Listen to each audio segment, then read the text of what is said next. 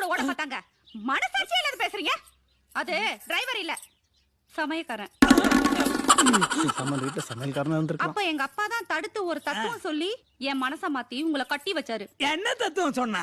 மனசுங்கிறது ஒரு சமுத்திரம் போல, அதுல ஒருத்தர் மட்டுமா நினைப்பேன், 1000 பேரு நினைக்கலாண்டி பைத்தியக்காரின்னு சொன்னாரு.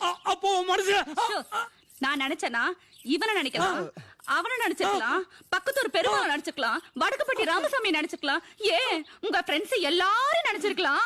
நீங்க தாலி கட்ட ஒரே பாவத்துக்காக கன்றாவியா இருந்தாலும் பரவாயில்லன்னு உங்க கூடவே வாழ்ந்துட்டு இருக்கிற இந்த தர்ம பத்தினிய பார்த்து.